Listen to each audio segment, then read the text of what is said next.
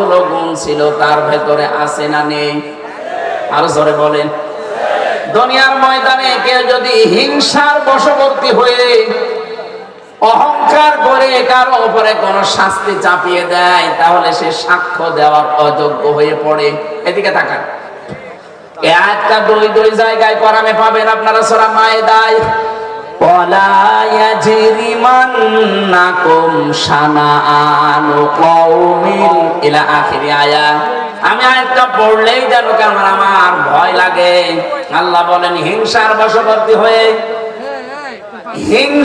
বশবর্তী হয়ে রাগ কন্ট্রোল করতে না পেরে কোন ব্যক্তি, কোন সমাজ, কোন রাষ্ট্র, কোন দল, কোন গোষ্ঠী, কোন জাতি তার উপরে যেন এমন অত্যাচার করবানা আছে তারা নিঃশেষ হয়ে যায়, এটা হিংসার বশবর্তী হয়ে করা যাবে না। অথচ 15.5 বছরে তাকান এইটাই হয়েছে। কথা বলেন না কেন? হিংসার বশবর্তী হয়ে কোন ব্যক্তিকে, কোন দলকে, কোন জাতিকে, কোন সমাজকে, এই দেশে কিছু মানুষ আছে শুধু হিংসা করে তাদেরকে শেষ করে দিয়েছে। যারা হিংসা করে, অহংকার করে, অথবা রাগ কন্ট্রোল করতে না পেরে একটা ভালো মানুষের উপরে, নিরপরাধ মানুষের উপরে কিছু চাপিয়ে তাকে ধ্বংস করে দেয়, নষ্ট করে দেয়, নিঃশেষ করে দেয়, কোরআনে কারিমে আল্লাহ জানিয়েছেন এই মানুষগুলো সাক্ষী দেওয়ার অযোগ্য হয়ে পড়ে। 4 নাম্বার, আমি ভালো করে খেয়াল করার জন্য বলছি শিক্ষিত মানুষদেরকে, والذين يرمون المحصنات ثم لم يأتوا بأربعة شهداء فاجلدوهم 80 جلدة ولا تقبلوا لهم شهادة أبدا إلى آخر آية।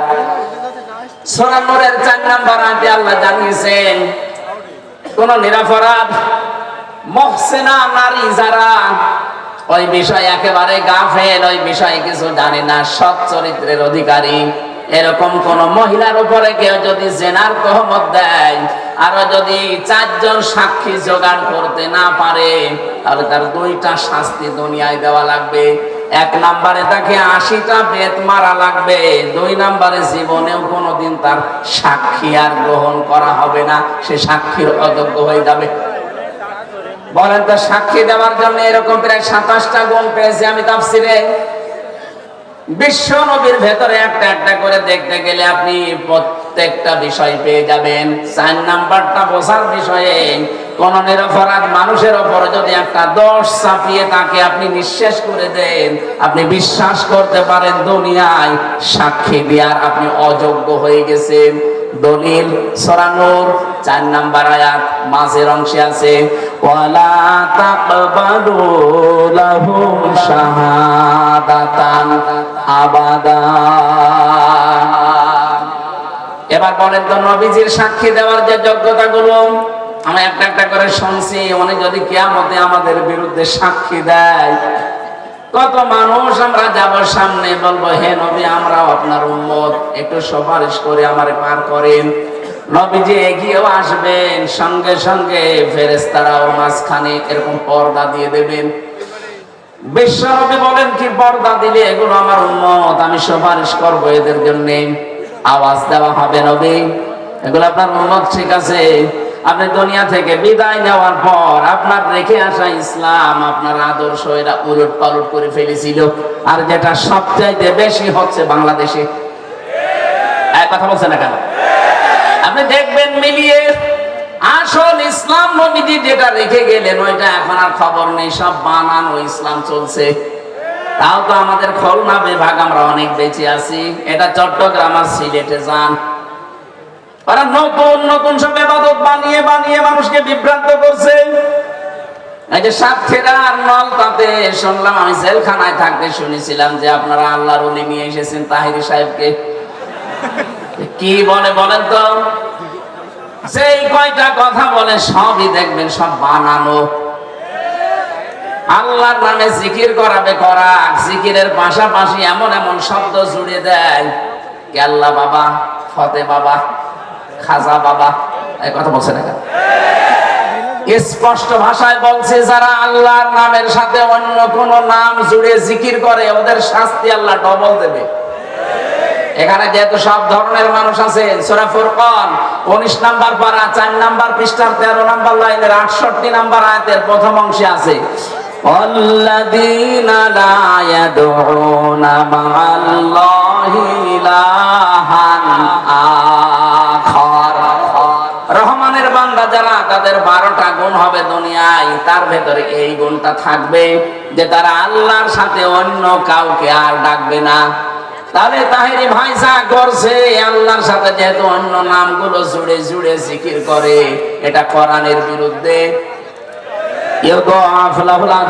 কিয়ামতে তার শাস্তি আল্লাহ বলেন আমি ডবল দেব। বলেন নাউজুবিল্লাহ।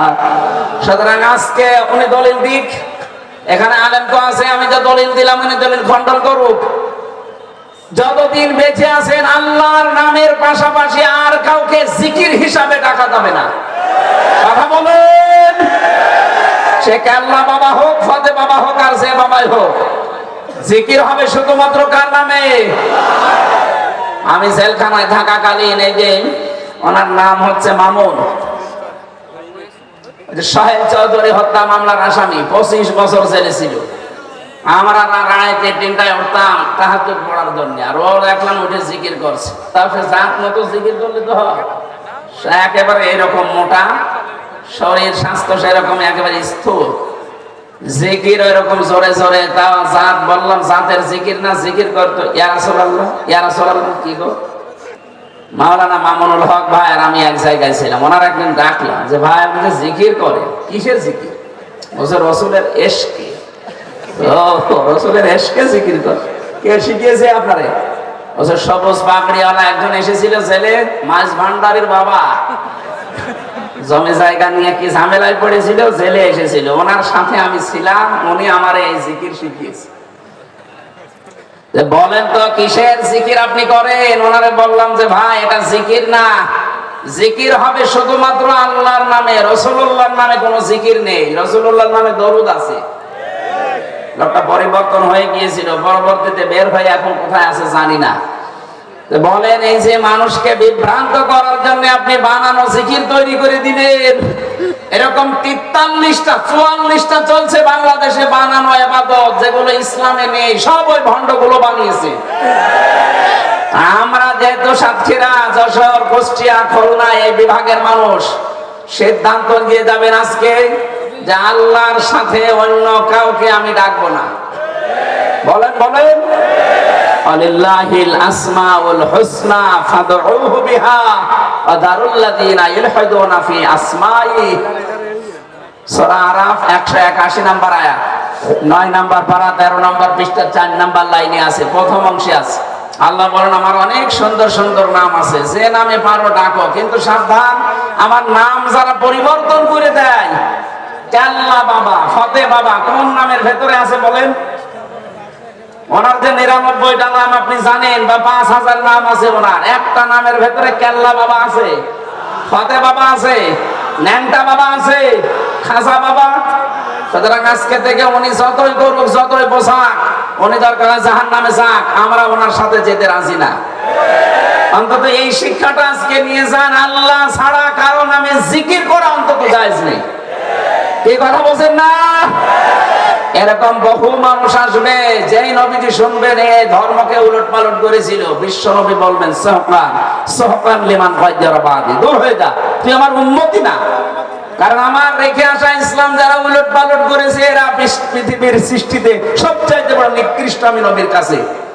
অথচ এইটা বাংলাদেশে এখন বেশি চলছে, কিন্তু আসল ইসলাম নেই, সব নকল ইসলাম ভরে যাচ্ছে।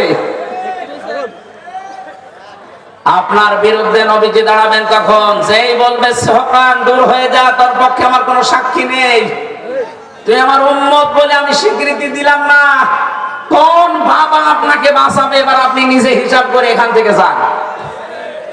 অনেকে বলে না আমি 2 বাবার মুরিদ, 2 বাবা শুধু 2 হাত ধরে এভাবে মারবে, আমি জান্নাতে চলে যাবো। জান্নাত আপনি জাহান্নামে পড়বেন। আশা করছি আপনার মাথায় মগজ আছে, আপনি বুঝেছেন। সাক্ষী দেওয়ার জন্য নবীজি পারফেক্ট, ওনার কোনো ত্রুটি নেই।